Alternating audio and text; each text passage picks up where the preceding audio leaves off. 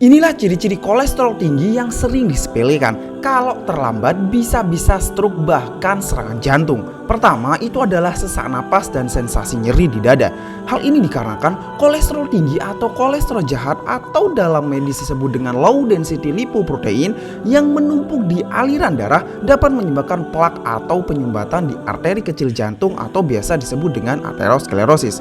Akibatnya aliran darah akan berkurang dan menyebabkan orang yang mengalaminya mudah merasa lelah, sesak nafas, dan nyeri dada celekit-celekit. Kalau kondisi ini dibiarkan, ditambah tingginya kadar darah yang lain seperti gula darah dan natrium, hal ini akan menyebabkan penyakit kronis yaitu penyakit kardiovaskular atau penyakit jantung bahkan stroke. Yang kedua itu adalah leher terasa pegal. Ketika kadar kolesterol meningkat, beberapa pembuluh darah di dalam tubuh bisa tersumbat yang mempengaruhi sirkulasi darah di kepala, di mana menyebabkan suplai nutrisi oksigen yang berfungsi meregenerasi sel ikut terhambat.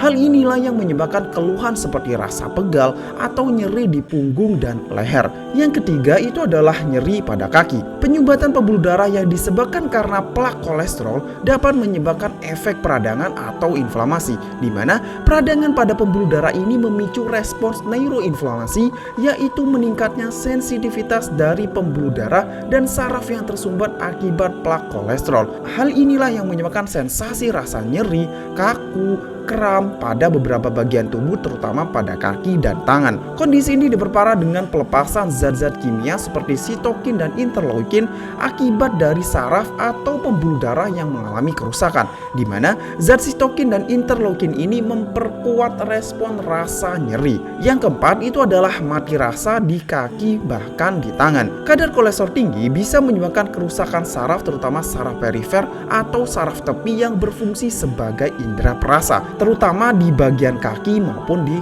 bagian tangan, di mana kerusakan saraf ini disebabkan karena tumpukan plak kolesterol, belum lagi kalau ada riwayat gula darah tinggi yang menyebabkan penyumbatan pembuluh darah menuju ke kaki dan tangan. Kerusakan saraf tepi atau periferi inilah yang menyebabkan kaki mati rasa karena fungsi indera perasa pada bagian kaki sudah hilang atau rusak.